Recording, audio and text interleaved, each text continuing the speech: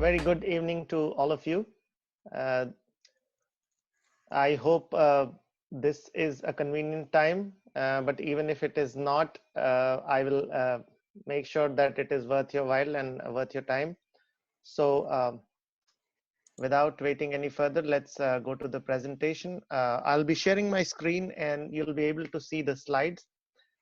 If you're not able to see something or you do not understand anything, do put it in the chat box as a question and I'll be happy to take it up over there. And towards the end as well, we can answer all the questions if they're left unanswered.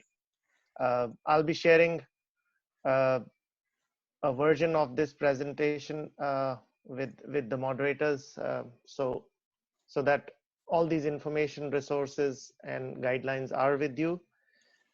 It's important to know that I have been in that seat where you are, and I struggled a lot in that seat.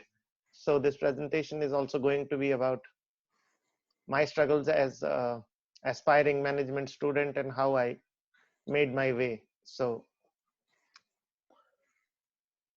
let me just share my screen.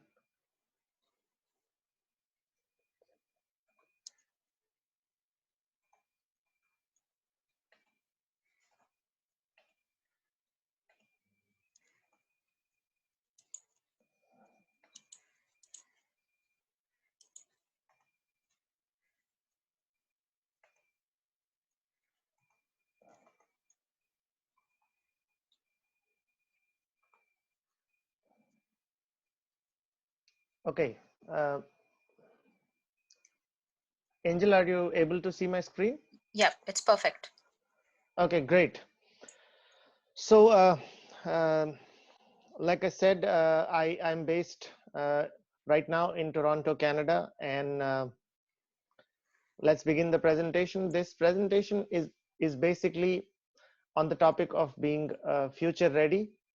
What I mean by being future ready is how do you acquire the attitude and the skills that will shape your career in the times to come, whether it is the impact of COVID or the subsequent impacts that we as business professionals anticipate will change the way the world looks at work, leadership, and the person as a professional. So let's get right into the presentation. I would like to spend a moment on my campus selection journey. I understand a majority of the audience is from India, and I began my career in India. So I would like to highlight a couple of points that I wish to make here. So these are some campuses that I applied to, although I applied to maybe 15 or 20 different colleges and different programs. This is just a summary of what happened. So we all are aware of a institution called in India called SIBM, one of the very good colleges. And while I am an HR professional now, when you appear for these interviews, you tend to expect to get into any good program at that point of time. You usually do not have the clarity that where your career is headed, and you're not sure if the profession is really meant for you or not meant for you. So as you can see, the first interview that I gave was for a program in advertising and communication. And although I had a very strong ranking in the written examination, like I was amongst the top 10 students as far as the written was concerned, but I didn't get through in the interview. So the status was that later on I was informed that I'll be in the wait list. I also managed to be interviewed at XIM Bhubaneswar for their MBA program, but I couldn't make it to the final selection and I was rejected. Interestingly, IIM Ahmedabad runs a program called Postgraduate Diploma in Agribusiness Management, Agri would mean, agriculture and related sectors which depend on agriculture. So they have a program where you need to be from one of the science disciplines.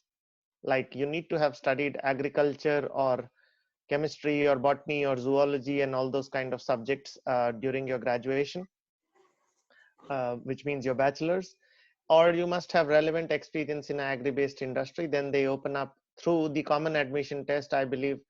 That's how recruitments still happen for the IIMs, and it's a specialized program. So I had opted in because my graduate degree is science. I studied chemistry, botany, and zoology as a graduate student, and then I finally came to HR. So it's been an interesting turn of events. Probably some people would appreciate that. So I was very happy to receive an interview call because it's considered one of the best institutions in the country, but unfortunately I didn't make it in the final round. I One of the institutions I applied to was KJ Somaya, the Somaya Group, Mumbai, and I was fortunate enough to get selected. So that was my first selection, and I had to deposit my fee with that institution. And then there was something which I had not anticipated. I uh, got an interview call from Tata Institute of Social Sciences, Mumbai, and which is a HR program. In fact, the institution is not exactly a MBA institution. They do not focus on business management. Those days, it was primarily a social sciences institution. And 2002, it used to have only three postgraduate programs, only three. So social work being one of them, human resources being the other, and the third one was hospital and health management, and very small numbers. Human resources was 30 people, hospital and health was 30 once again, and I think social work was 150 people. So in all, we were less than 500 students. So that was my final selection, and I had to withdraw my candidature from Somaya. I was already in Mumbai, and I had to probably let go of the fee amount. So that's quite a jolt. Early in the career, you have to part with your money because of the decisions you take. So finally, there my HR career began. So a couple of points which people will have to note here. Why did I tell all this? Um, Number one, for a strong career professional, rejection is a part of life. If there are people who portray or who claim in the interview that they have aced everything, uh, well, it doesn't create a very true picture for the interviewers or the people who are interacting with you. If you mention that whatever you have done in life, you have been successful, well, let me tell you, nobody's life is like that.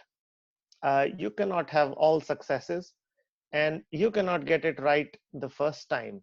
At least I haven't seen people who have got it right the very first time. So it's important to understand that failure is an integral part of success. In fact, I would say that it is binary. There is a cycle. You have success, you have failure, you go down a bit, you come up a bit.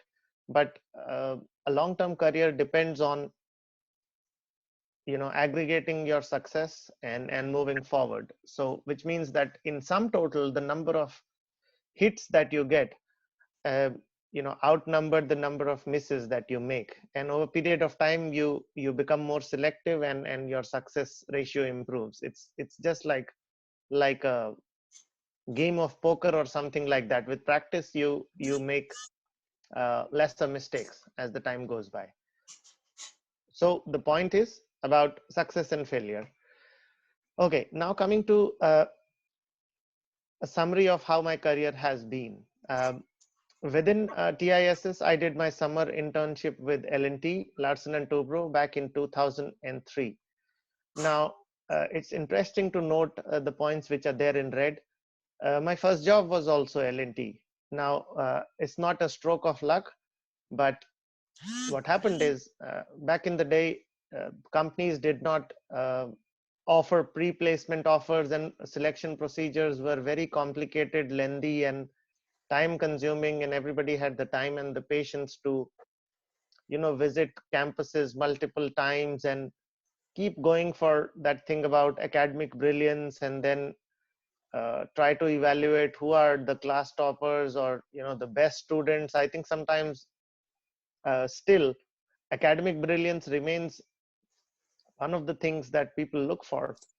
But back in the day, it was like an exception that a summer intern was made a job offer right after completing my internship.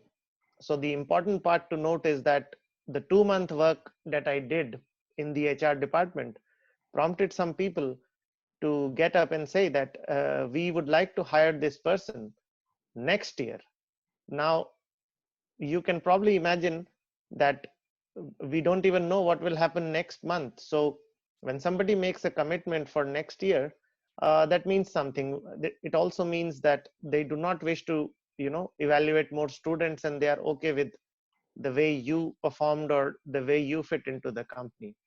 So point here is that and this will come up in the subsequent slides as well, that whatever interaction you have or whatever opportunity you are given as a student, try to take it very seriously, because even when I was in college, L&T was not probably one of the best companies in India when it comes to pay. It was a known fact that in terms of salaries, large organizations like for want of a better example, TCS and L&T, they don't pay top quartile salaries. Everybody knows that. But what they do give you is a very rich experience and a vast exposure to many best practices, which, to be honest, I haven't seen for a while now. So every company is important. If somebody gives you an opportunity, you make sure that you put your best foot forward, that you are serious, and that you perform. So that is about that. After that, my second role was with life insurance. ICICI Prudential back in 2005 was India's largest private life insurance company, and I joined the HR function as a manager. So it was a big step up for me. uh, from a management trainee role, I got confirmed as an executive with L&T, but this role was directly that of a manager. And it was a big step up because I was expected to lay down the plan on my own. Like, nobody came and told me what is to be done. So the expectation was that I tell others what is to be done very early in life, and set the agenda. So I worked for about 18 months with Prudential. My third role was with Dabur India, and the reason for that was that I always wanted to work for the CPG industry, or FMCG as you call it in India, fast moving consumer goods. So it was my passion, and I made it to the company, and then I spent more than 4 years with them. My fourth role was with Kraft Foods, earlier called Cadbury, but Kraft took over Cadbury worldwide in 2009, and now the company is known as Mondelez. Of course, everybody knows Cadbury chocolates, and probably people would love to work for that company because you get chocolates all the time in office. So um, I worked as an organization development manager. I managed the sales and marketing function as a HR generalist, which means I looked at all HR processes for their sales and marketing function. Very interesting because I had the opportunity to understand intricacies of how sales and marketing functions, and I had the opportunity to do campus recruitments while being in Cadbury, and visit some of the premier institutions and understand what it takes to be a successful sales professional or a marketeer. I forgot to mention, but with Dabur, I managed campus for 4 cycles. So as a campus recruiter, I went to all the premier institutions in India. All the IIMs, not all, as in all that are there now. Those days, the number of IIMs was not so big. So ABCL, INK, as you call it. I've been to all these institutions multiple times over. Places like IIM Calcutta, maybe 10 times, 10 separate instances, because you go for presentation, then you go an interview for summer interns, and then you go and interview for final placements. So across Mumbai, JBIMS, NMIMS, SP Jain, um, all the good colleges, then IMT Ghaziabad. I mean, I can remember the whole list still, because I spent significant time doing campus recruitments, and I uh, used to know the pulse of campus students, and how to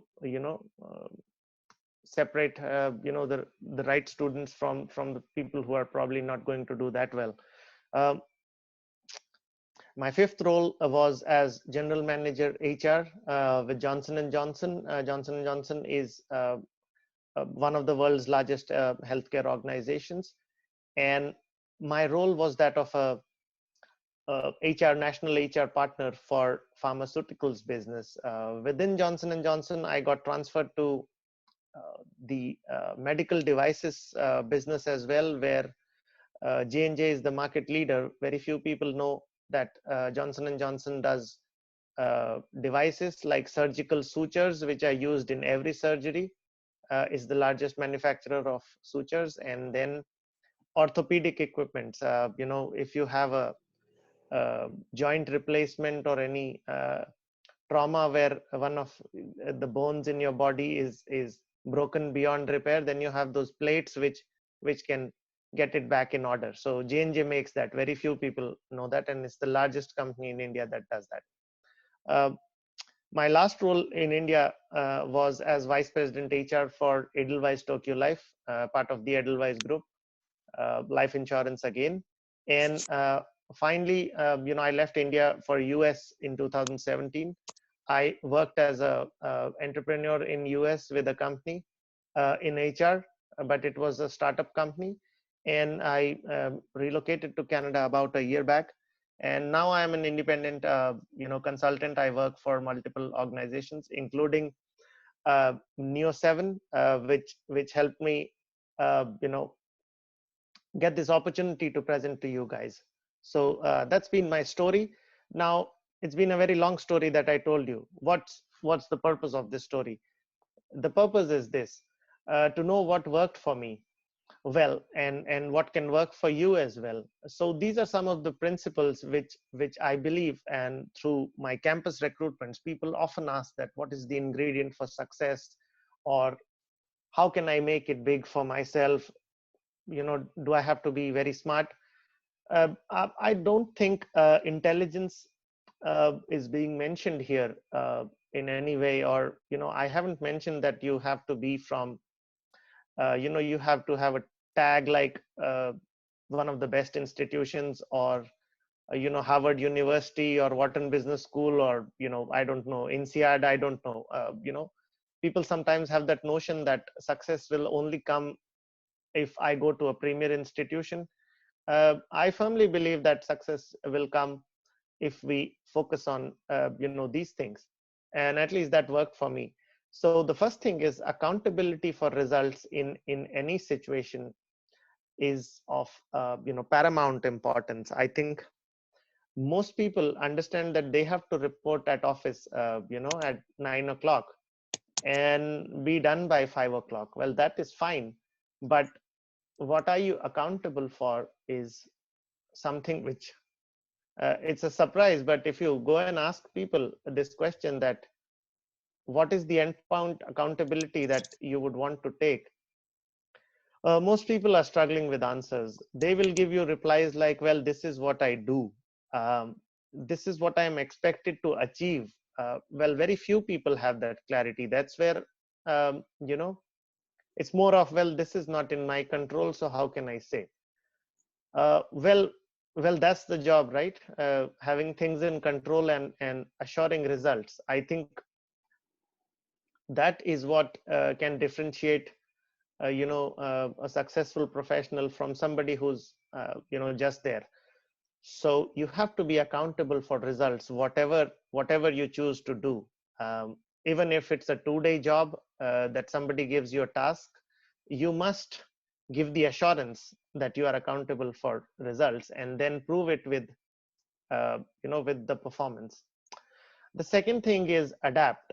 I think if you study science a little bit, this guy called Charles Darwin, who spoke about the theory of evolution, and it remains a fact that it is not the strongest who survive, it is not the smartest who survive, it is also not the people with the most number of resources who survive. Like, you're very rich, but what is the fundamental aspect of evolution? It is that only those only those people or those species in the world or those segments of the population will survive, that are able to adapt and adapt again and adapt again as the situation calls for it, and keep performing. So survival is is something which depends on how you react to situations, and there will be good and bad times, but what cannot be taken away is your ability to adapt or do what is required in the situation. The COVID-19 situation is one more example of extreme adaptation, and it has definitely, for want of a better phrase, separated the men from the boys. So that's how it is. I mean, if you are able to adapt, you will survive in any situation and deliver results. The third point is career growth is self-directed. Sometimes, if I talk to somebody from the older generation, like my dad, he did one good thing, is that he got into a government job, and then everything was automatic.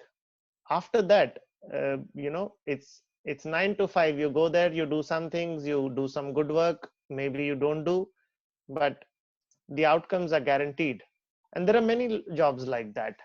But do we have the privilege of being in one such job? And such jobs exist across all countries of the world, where you have to do something right in the beginning, and then you're set.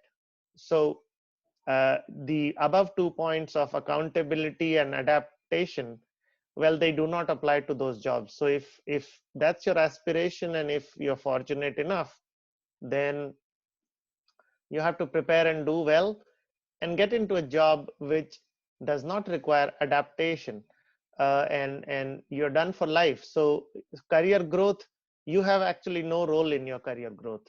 The ladder or the path is set, you have to do set time, and then you go to the next rung of the ladder, and that's how it is going to be. So you do not need to set your direction.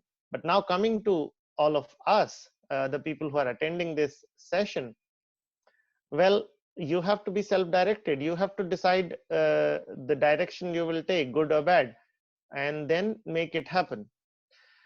Um Another thing which I find differentiates the uh, people who grow very fast is self-awareness. And let me tell you that it doesn't come easy. Self-awareness is the quality of knowing what you're good at and what you can be good at, but probably what you are not good at in the present day and time.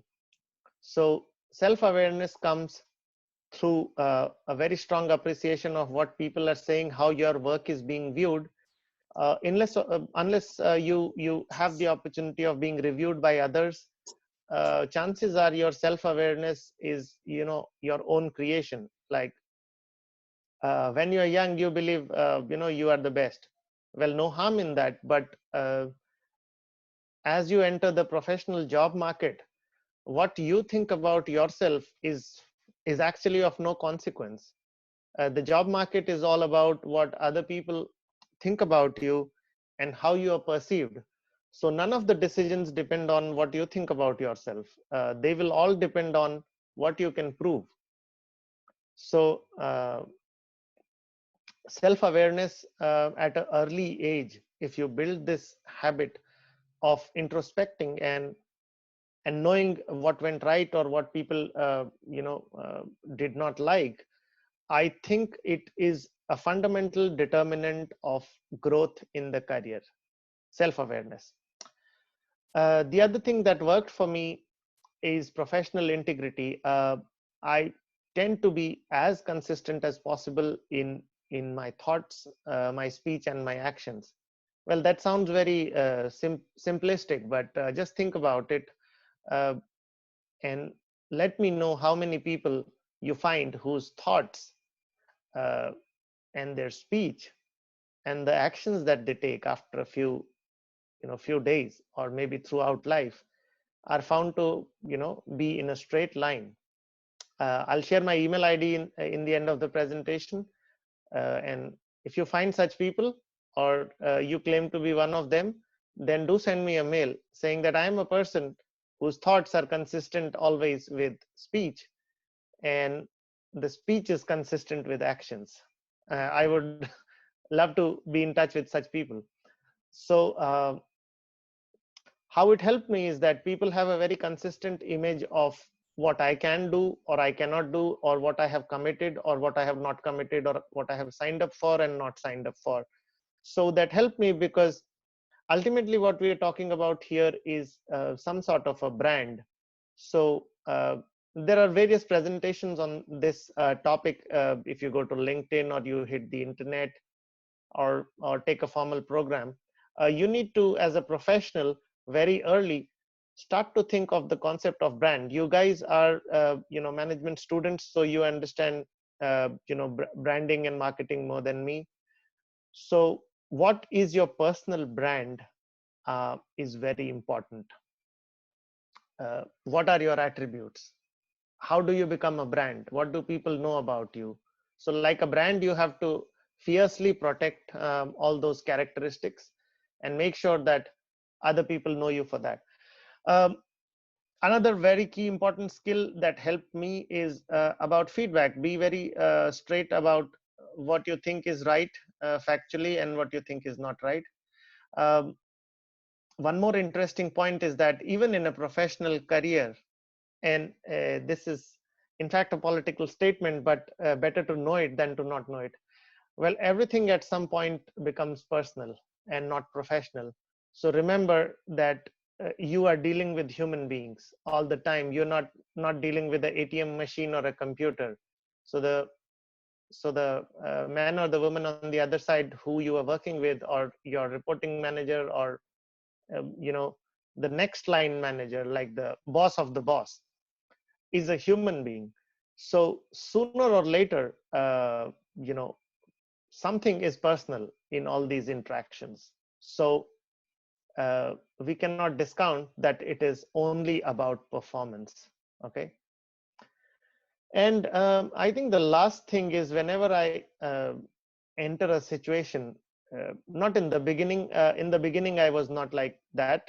In the beginning I used to see problem with the way the train system functions, problem with the way the government functions, problem with the way the college functions. But there was a time when I stopped looking at problems and I started finding solutions. So it's a mindset change. When I enter a situation, my outlook is to fix what is not right, rather than trying to find out and toss in the air what is wrong. So this is a key determinant of I think successful people, across the globe, people who are able to put things right rather than worry and discuss, what is not right. Well, it is fine to discuss, but you must have an approach to correct. Otherwise, there are, hundreds and millions of people who can tell you what is wrong in a situation. I don't think that is a rare skill.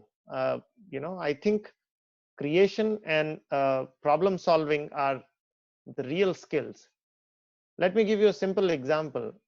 All of us can be a movie critique.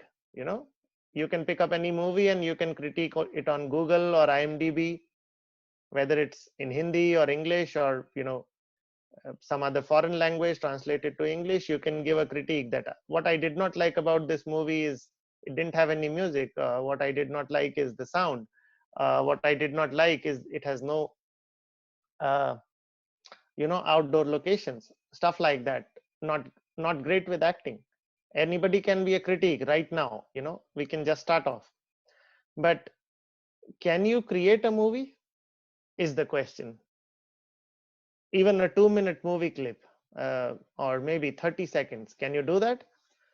Well, try to do that, because that will tell you that creation is the real art, uh, and it's very difficult. So, from being a critique, I would say focus on being a creator.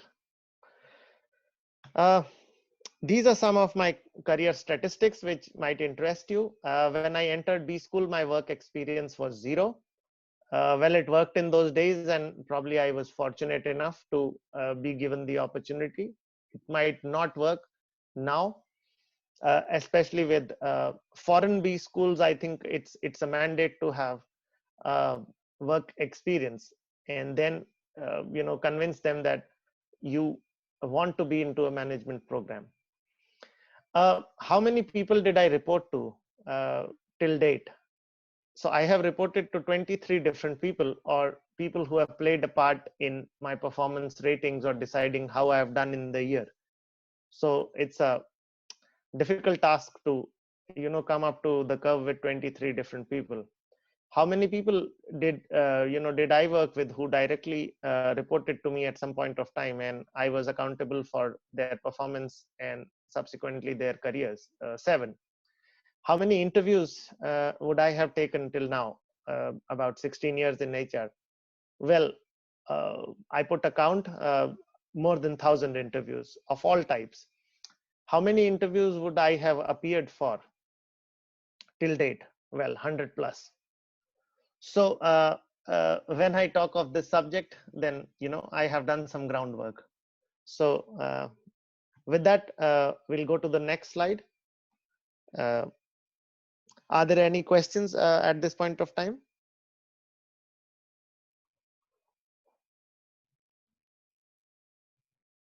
Okay, perfect. So coming to the topic at hand, which we are trying to discuss, how the world of work will evolve.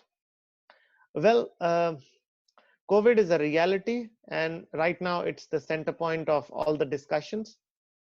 But I think COVID has just, you know, hastened the speed of transformation. Uh, Even if COVID did not happen, probably 5 or 6 more years down the line, this is how things would have been. Because guess what? If COVID had not happened, people would not have probably taken to remote work or the digital revolution, or stuff like that. But right now, the people who survive COVID are the ones who were already kind of ready and were able to make the shift. And they would have made this shift even without COVID. Well, it would have taken 5 years, but it would have happened. So the point is, we do not have to get caught up in COVID. I think sooner or later, COVID will get over. I saw the 2009 recession as well. I was fortunate to have my job back then as well. I did not get laid off or anything like that. But 2009 was also bad. There were no jobs in the market, and nobody was hiring. So COVID is unfortunate in the sense that it has hit the economy, but a lot of people have also died. So in that sense, it is worse than 2009, the global economic recession. But if you look at the history, I think recessions and periods of growth keep alternating. Like in the first slide, we said success and failure. So the key skill is to bounce back again. Okay, so let's see how organizations will evolve in my understanding of the situation, and having worked across three countries now, and two of them, probably the biggest markets in the world. United States is the biggest economy in the world, the center of innovation, and I lived there for about 1.5 years. And of course, India has the largest English speaking workforce. China is larger, but they don't speak English, so the talent sometimes is not global. So transactions will be automated sooner or later. What I mean is that if you deposit a check in a bank today, well, in US or probably in Canada, um, nobody deposits a check in the bank anymore. Yes, that's right. You take a photograph with your mobile phone or any device, and the check gets auto credited. The image is recognized and verified online, and probably you will get a credit within 2 hours. Now, what does that tell us? It tells us that all these jobs where people are just depositing checks, well, that's a redundant job. So as professionals, try to see if you're working only on transactions, because the transaction sooner or later will get automated. If it's a workflow, if it's an algorithm, then it's only a matter of time before somebody automates it or makes it free. So information processing, uh, it is being said that the data is the new dollar. If you have data, you have dollars. So if you work only on transactions, your job might be hit sooner or later. Always keep an eye on what US is doing in terms of innovation. All our management literature, most of it in HR or otherwise, comes from researchers and marketeers who originated in United States, and that's the reason it's one of the biggest economies, that the pace of innovation is very high. It might surprise you to know that in US, in the present day, 30%, 31% to be exact, 31% of the people do not have a job which is forever. Like their job is with the end date. Like this is the task and this is the end date. Okay. So the concept of lifelong employment doesn't exist in US. You can be fired anytime. Fired in the sense you can be told that you are not required tomorrow. No reasons need to be given for that. Now, what does that tell you? The largest economy in the world operates like that, and 30% of the people are on time limited assignments, which means there is a start date and there is an end date. So it's not lifelong. So 30%, one third of the people in United States are on time limited assignments. And the projection is that by 2027, 50% of jobs in the US, half of the jobs will be time limited, which means the concept of lifelong employment, at least in United States, will end, because you have an equal, right? 50% are on time limited and 50% are, like a no timeline. I mean, the job will go on and on. So always keep an eye on the macro trends, especially US. What is happening in your profession in the US? It's very important. Even if you do not work or are not related to a multinational company, you have to watch the trends. It's in your own benefit. Um, so I said transactions will be automated, but transformations will continue. That includes mergers and acquisitions, large scale layoffs. There was a time when people said that oh, the Tata group never does layoffs, or L&T does not do layoffs. But can we do a research now on any company which has never laid off people? It will be an interesting research to read. Is there a company which has never laid off people? It was a big taboo subject in India to talk about layoffs, or try to lay off somebody, but now it's a reality. So I don't know of any employers. I cannot recollect a company that has not laid off people. Job redesign, which means that the job will not be the way it is. That's pretty obvious. So things will keep changing, even in the way like we do HR. Like now we are doing this virtual session. I couldn't imagine a virtual session when I was in college. So I could not imagine talking to 200 people or maybe 300 people. So digital revolutions will continue, and they will impact you if you are handling a transaction that undergoes the digital revolution. So always be in the transformation zone. If you are a restructuring specialist, M&A specialist, or you work in digital, or you work in data science, then your jobs are interesting because those are the jobs of the future. There will be collaborations and partnerships, strange ones, coming up all the time. Working virtually or in flexible working patterns is going to be the norm of the day. Uh, Matrix, multicultural and diverse working environment. So you have to work with people across various geographies, across different cultures, and that is going to be how the organization of the future will look like. You don't have to be a global organization or a big organization, but sooner or later, um, your organization will outsource some work or get it done from somewhere else. Communication and project management tools, for example, Zoom or Monday.com and those kind of things are dominating organizations. Their sales are increasing, overnight. There is huge pressure on wages. Like wage depression is a reality. Like salaries are taking a hit, not because of a layoff, but because there is very slow demand and there are hundreds of jobless people. So the natural tendency is to drop salaries in the next cycle and try to hire people with a lower threshold. Uh, as the famous French poet has said, nothing is as powerful as an idea whose time has come. So, if something is out there to succeed, whether you like it or not, it will dominate. So now this entire remote work thing, there was a time when people said, what is this concept of remote work? I have worked in offices where they said it is not allowed to work from home.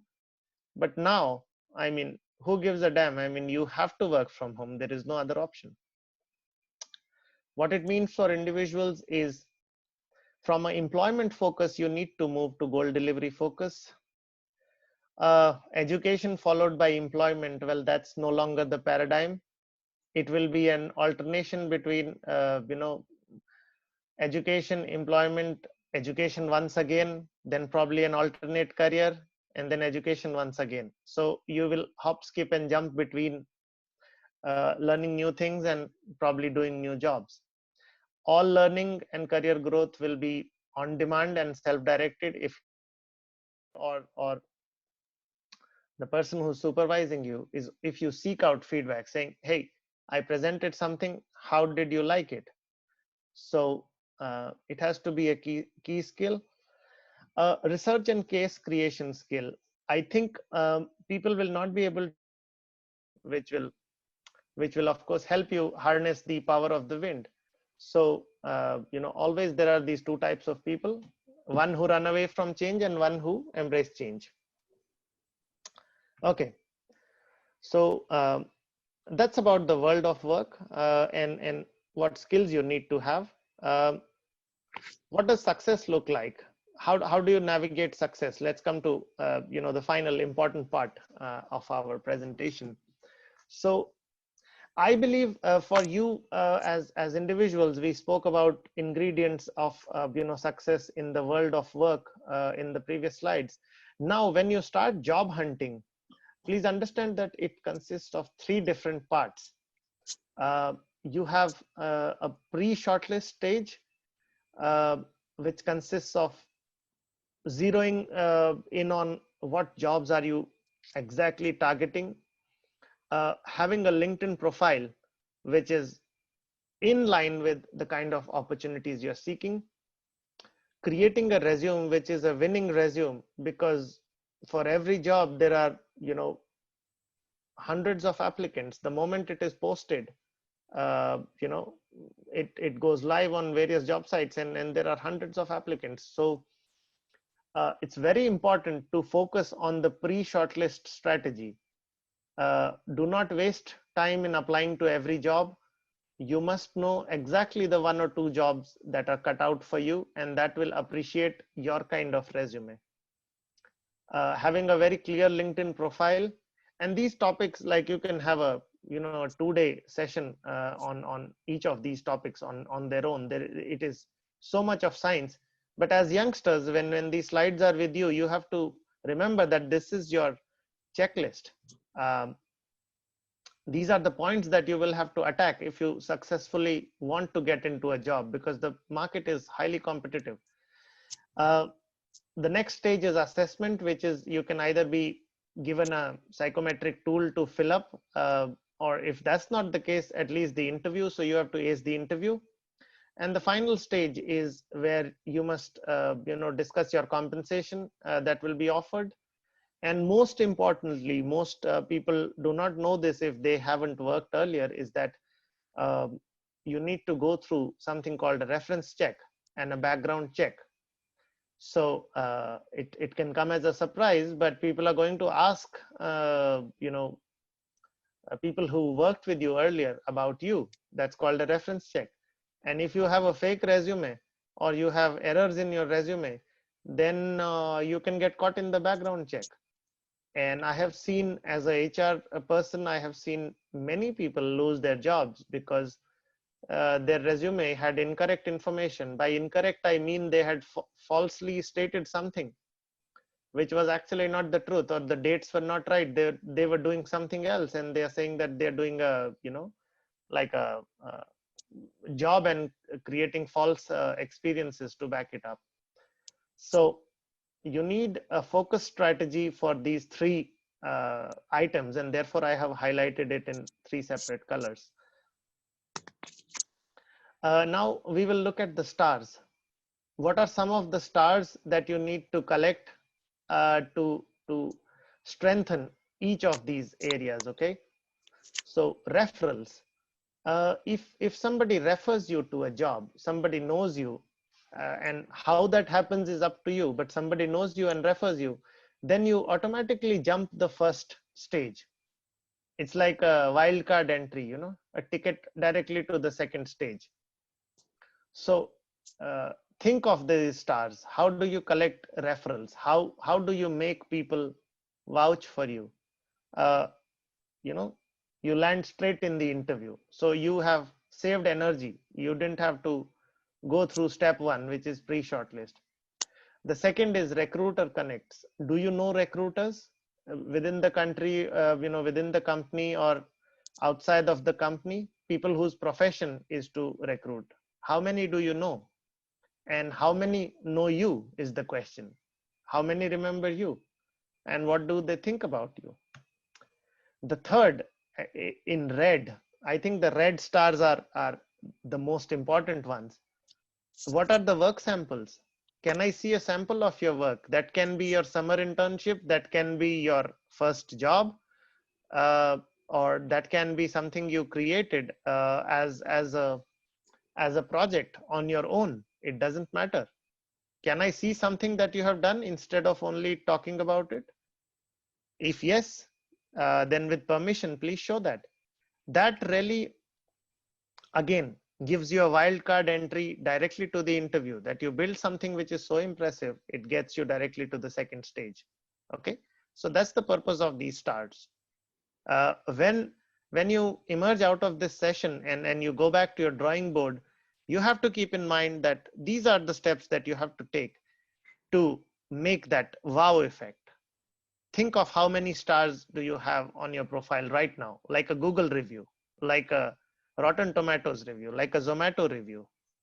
How many stars do you have? Why should people go for you? Do you go to a restaurant which has only 1 star? Do you watch a movie which has only 1 star? Answer is no. So the same case applies here. Recommendations. How can you get recommendations? Either on LinkedIn or outside of LinkedIn. Uh, when it comes to the interview, are you aware of the star technique? Well, the time is very short to get into star technique, but answering behavioral interviews, or what people call as the HR round, or in some companies, it's a detailed interview. You have to master the star technique. You do a Google search, you'll find out all about it. And sometimes you must have professional coaching to crack an interview. If there are gap areas that you cannot address on your own, I suggest look for somebody who can coach you, work with you, and help you identify your weak points. Uh, when you come to the third stage, which means you have cleared the interview, now it might so happen, especially this side of the world in America, if you quote a wrong compensation number, you might lose the job, because here they ask you the compensation before they begin the process. Like in the pre-shortlist phase, they will ask you what's your expectation. If you drop a wrong number, they might not give you a feedback, but they might say, okay, we will come back to you. So if that number is way beyond, it's like, it's like buying vegetables. If the number is way beyond the budget for the position, chances are you might not get a call to the interview. So you need to have some research about how much does the job pay. So when the recruiter asks you, you give a number which is logical, or probably give a number which is within the acceptable range. Well, nobody talks about all this, but you need to know this for your own good. And what will help you is your network. If you do not have a network, compensation is still a confidential discussion in India. How would you know how much does a job pay? We all have a rough estimate, but if you have a network within the industry or within that company, then surely. Previous employer, well, this is a red star. All my jobs till date have been because somebody said that I was good, else I would have never got the next job. And all kind of promotions or next roles where I did not make it was because somebody said, well, this guy is good but not that good. So whether you like it or not, your life is completely controlled by the people you work with. So your previous employer or your previous impression is like a ghost that will haunt you your entire life. It will just not let go of you, and you will not even realize the impact it has on careers. So your previous employer is everything, be it US, be it Canada, be it India, be it Europe, anywhere in the world. What you have done will continue to stalk you all your life, and it will never leave you. So be very careful of this. And this is the red star that will make or break most of the things. So like I said, you need a focus strategy to attack all these three stages. If you want, wherever you be, COVID, no COVID, any career, I think this chart will help you sort it out. And like I said, focus on the red stars. So what are the resources that you can use in your journey? And these are topics which is a science in itself. So I think our present session is to give you a roadmap for you to work on. I think it is to spark the thoughts and help you with preparation. So when it comes to resume design or looking at a targeted search, these are all the websites that you must go to. I tried to focus on global websites because their content is very high quality. But of course, when we come back to India, Naukri and IIM jobs are two portals where, especially IIM jobs for management graduates, I think most of the premier jobs, if they're not on LinkedIn, they are surely on IIM jobs, or the other way around. The another important aspect now is gig and project sites. Like I said in the previous slide, you need to present a work sample. Well, but who has the jobs? Right now, there are very few jobs in the market, and maybe the people are not ready to give you a job. But trust me, anybody would give you a gig, because a gig is something which is a need. It's not a job, it's a need. Like I have to fix my washing machine is a job. In a way, it's a gig, because I have to fix it. I cannot employ somebody for that, but I have to pay and get it done. By employ, I mean I cannot offer an appointment letter. So a gig is like that. So everybody needs a gig. Even in COVID, there are some jobs which have suddenly come up, like delivery boys. So that needs to be done. Healthcare professionals, it needs to be done. the demand for healthcare workers has skyrocketed. The demand for cleaners and plumbers and I don't know what all, I mean, it has skyrocketed. So how do you look for gigs which are relevant to you? And working on a gig, like I have worked on many gigs in the past 2 years, not in India, but in the past 2 years. And it's interesting. It's in my area of work. There is nothing derogatory in it. So which are the sites where you can find out more about gigs? Uh, I have listed them here. And when you go and create your profiles, you will find that a lot of exciting work happens. And I believe many of you will have prior work experience in information technology or design or a field where you did your bachelor's degree. So you can utilize or engineering background. So you can utilize your background and do some constructive work which can form a work sample, which can get you a referral, which can get you anything. I mean, sky is the limit. So do look at this and don't be I would say very narrow minded that, oh, what to do, I have to look for a full-time job. uh, be open. The third thing is always keep track of headhunting firms, or as we call them, the top recruitment firms globally. I have tried to list some of their names here. On their websites you will find lots of tips about how to crack interviews, how to be strategic, set your career goals, etc., etc. And these are again worldwide firms. I've tried to avoid any specific geography. And they do, when you come to a mid to senior level, these are the people who curate your resume and take it forward for jobs like CXO jobs, basically C-suite jobs. That's the kind of work which happens in these firms. Staffing is something which is now evolving. Staffing is nothing but volume jobs. Like a staffing firm is called in when you have a term limited job, which means that the job has an end date. And when you need large volumes, for example, you have to set up a sales force of 200 people to sell a new mobile phone which has just been launched, but the company is not sure if it will work. So you engage with the staffing firm and they give you 200 people immediately. And if those people perform, then it's good. If those who don't perform are let go. So staffing comes in when there is high demand for very focused skills, and we do not want to waste time in recruiting, interviewing, and providing careers once again. Now that's a domain in itself. And if you go to all these sites, there are hundreds of jobs waiting for people. So Randstad, Robert Half, Adecco, Kelly, they are the top staffing firms of the world. There might be local ones in your country as well.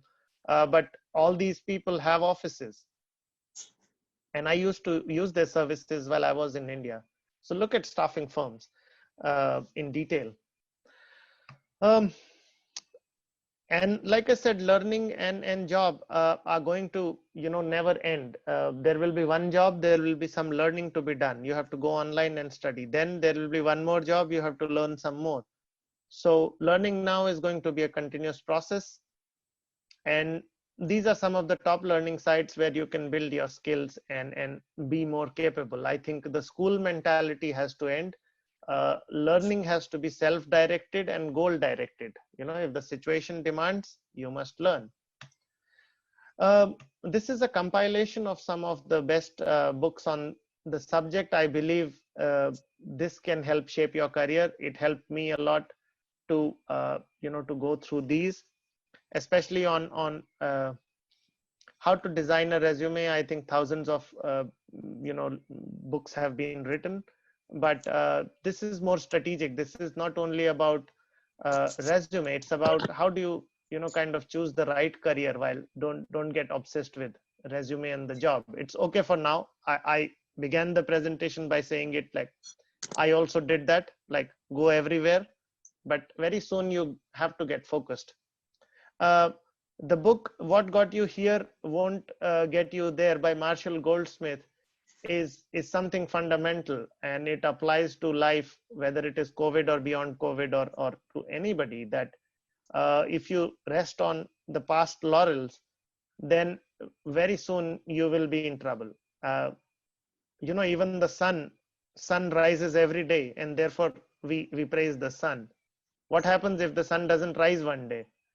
Well, it will no longer be the sun then. So do not be, too obsessed with what you have achieved. What you have to do next must always be top of the mind. If you get obsessed with success, or, oh, I'm so great, well, then, there is trouble ahead. And the best book of today's time, according to me, is What's to Do When It's Your Turn by Seth Godin. Uh, he's basically a marketing person, but this book is about entrepreneurship. It is about that you are, an entrepreneur by behavior. It does not mean that you have to open your own company, but this, I believe, this is a very powerful book. Especially personally, I found that it changed my attitude fundamentally. It's a very simple book. You guys have access to libraries as well right now, so I would definitely recommend spending some time on uh, you know trying to change attitudes and behaviors, and acquiring some skills. Okay, so that's a lot of information, but this presentation is going to be with you. This is a hell of a lot of work, but that's what was the intent to begin with. Uh, the final slide from my side is about what will be the supports that you will have in this long journey called a career, which is 30, 35 years, maybe 40 for some people. Uh, so mentors are people who are, probably know your profession, are senior, but have seen the ups and downs, are able to tell you what can work for you, what cannot work for you. Very early in life, I had a couple of people who showed me the path, and sometimes I lost the path. It was because I did not have a mentor. I was not fortunate enough to be, associated with someone who could tell me what is right and wrong. And I ended up making a couple of wrong decisions. A mentor is anybody, it doesn't have to be somebody who's very old and experienced. It is somebody who's an expert in one area, and that's the area that you want to develop yourself in. So consciously, through LinkedIn or other places, try to build a relationship with somebody who will act as a counsel and help you, you know bounce off your career decisions when the time comes. Volunteering is a skill. Sometimes people feel that, if you're a volunteer, you have nothing better to do, that's why you are a volunteer. Well, not exactly. Even I used to think like that, when I didn't understand the concept very well. If somebody says that, can you volunteer for this job, and I said, what do you think I am? I mean, I'm very busy, and I earn a lot of money, so what is this volunteering stuff? But, well, volunteering is something which you do out of passion, or out of purpose. It is not for money. Well, if you have to be paid for everything, then what is the fun of having purpose? Then you already got paid, just do the job. But volunteering is about purpose. It defines who you are as a person, what you consider important. So it again serves as a work sample. It serves as a behavioral sample of who you are as a person. I think that's very important. We already talked about gigs. What gigs do give you is transferable skills. Uh, Even if I go and teach kids, well, there is a transferable skill that comes to HR, which is learning and development. I can design and take training sessions for people.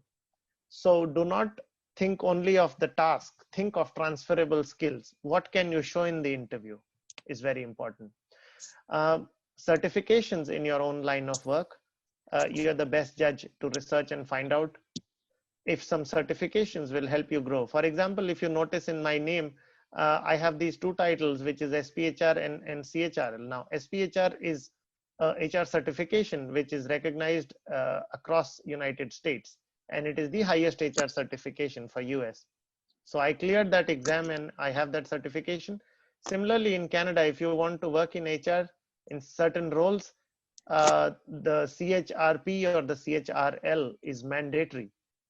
It's written in the job postings that you need to have this certification, otherwise you won't get the job. So many roles are regulated by certifications. Not right now in India. But yes, like in India, you have chartered accountancy, or you have a doctor needs a, to be registered, stuff like that. But those are very old professions. But now even in IT, certifications are gaining prominence, and really expanding. So you need to have this matrix in front of you of all these supports that will help you make a great career. uh, Professional associations, you will have to find out institutions that support your line of work, and get associated with them, because you will meet like-minded people. You will meet people who will know you, who will vouch for you, and all the stuff that we spoke about of making the connections. So try to hook up with a professional association sooner or later, and make a meaningful contribution. The last thing is community of practice. I think community of practice is something different from a professional association. It is an association of like-minded people who do similar work, and who get together for a purpose. For example, in HR, learning professionals, learning and development can be one community. So you can do all this work on LinkedIn itself, or outside of LinkedIn. So find out that in your area of interest, or there is an app called Meetup, which is now very popular. So meetups are organized now. Meetup about Thai food, meetup about Indian food, meetup about Italian food can be one example. But you get to meet like-minded people, and that's the beginning of something next. So you can have a community of practice in any area, and you will surely benefit from it. So in a nutshell, I think these are all the strategies that will help you make a robust career if you start on these work streams early on. I can assure you that none of these will in any way be a waste of time when you see it a few years from now. So that was all that I wanted to share with you. Thank you for your patient listening, and I would be very happy to answer questions. The slides would be coming to you anyhow, so don't worry about that. I think we had one question in the chat box where someone asked which book they should start from the books that you recommended. Well, I would say, resume design and all these things are pretty standard. You get it. I think Seth Godin's book is, for want of a better word, it's costly, but it's very simple to read.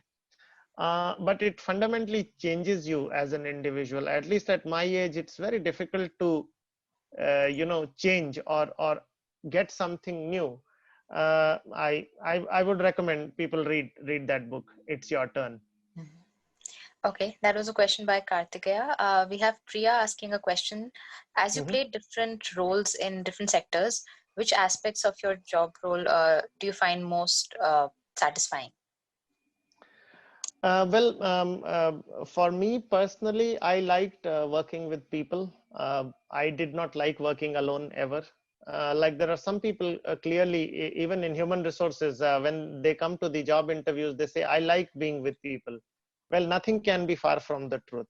Actually, nobody likes being with people because people create problems and they bring their problems to you. So this is all nice interview stuff. I have heard it many a times, but um, personally for me, I liked it when I had a team to manage. Unfortunately, now I don't have the privilege of having direct reports because structures are very flat in these countries. But I liked managing and working with people personally. Okay. There are a couple of more questions pouring in.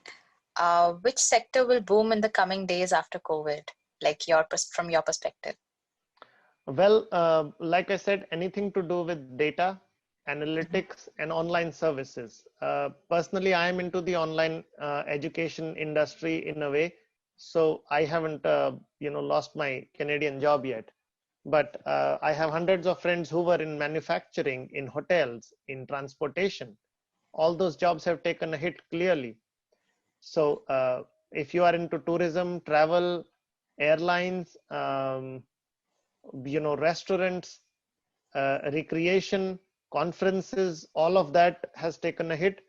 But what will boom is analytics, data, online learning, project management, and probably outsourcing options like legal and consultative work, where you deal with offline clients. So essentially anything to do with technology and online content broadly, I would say. So Netflix, Amazon Web Services, whatever they do, online shopping carts, so all this stuff. So retail is another thing which has taken a massive hit.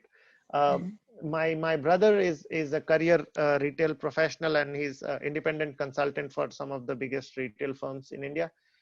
So one after the other retail setups are collapsing. I think we all know Forever 21. It collapsed about a year ago, not even COVID. So now COVID will see the collapse of some of the biggest names in retail. Most of them have started getting into trouble. So I highlighted at least the sectors where there is going to be a downturn and they will not bounce back easily. So I think the promising ones are data and anything to do online. Just a last question here from the Yeah. chat. I think a lot of students are expecting that post the COVID uh, scenario, probably Mm-hmm. once the recruitment begins, a Mm-hmm. lot of students might face this question. And as a from coming from the perspective of a recruiter, Yeah. what would impress you if like if you ask a student or a person who you're hiring about what did they do during the time when Well, the job announcement? absolutely. Well, my presentation is absolutely about that. There are some 10 books to read and 50 projects to do. I Yeah. think this anxiety. Well, let me be honest. I have in my career sometimes quit my job without having a job. In fact, I have done it 3 times. So this anxiety of answering, "Hey, what have you been up to?" is very real, and I'm the one who has faced it. But you have to be, I mean, you have to present something that you have actually done instead of saying that I was figuring out what to do. So there are hundreds of things to do. If you tell people on LinkedIn that I want to volunteer and contribute to a task, I don't think anybody will say no. At least people will give you a shot. I mean, they might not pay you, but guess what, I have worked without pay as well, even at this age. So when you come to a new country, they do not know what Tata Institute of Social Sciences is. They do not give a damn about you. So how do you get in? So I had to say that I work in HR. Can you give me an opportunity to work for 10 days and decide for yourself? Well, guess what? That's the truth. If that's what you want to know. I mean, there is no easy answer for anybody, including me. I might have money in my pocket, but that does not mean you will have the job. The job is about attitude. It's not about how much money you have or how much knowledge you have. I have a lot of both, but that doesn't matter. It's about what can you do? What are you ready to do? So you have to find those meaningful projects, associations, network with people. I mean, there are at least 10 work streams in this presentation which are free of cost. Associate with those people and see where it goes, is my answer. Drop this anxiety of, oh, what will I say in the interview? Well, if you say all I did is worry, then I have a problem. I think that answers the question for all of you. You need to start doing rather than thinking. Yeah, so that was the last question for the day. Thank you for such an informative session. Any last parting words? I'm sure you've spoken a lot, but anything like a last message that you want to leave? Well, like I said, there was this is my, favorite joke of the day. There was a death row inmate, and there was someone who had just landed in the jail, it's a newbie, so I saw it in a movie. So that guy asks him that, like, do you have a cigarette or something? So the new guy offers it to him and says, what do you do? So he said, well, I'm on the death row and today is my last day. So the guy who offered the cigarette, was kind of shaken because he was there for a 1 year term. So it's like, hey, you're going to die and you're not worried. So he said, I mean, will worrying change it? So that's what you have to decide. Your worry is not going to change anything unless you get up and do something about it. So or just enjoy the time, like he said, just give me a cigarette. So uh, only worry, unfortunately, solves nothing. It only makes you weaker. So you have to get up and get to work, do something, or at least have fun. But worry is, according to me, very counterproductive beyond 5 minutes. So, and that's my final take. That's what I strongly believe. And I wish all of you all the best and try to be productive. Thank you once again, Anant, for your time, for your valuable time. I think we've all learned a lot from you today. Hope to connect with you again. Thank you all. Yeah, sure. You will be receiving, as Anant said, the document soon. If at all you have any queries related to that, probably it will get solved by having a more comprehensive look at it. Thank you all. See you again next time. Thank you. Thank you, Anant. Okay. Thank you. And good night, everyone.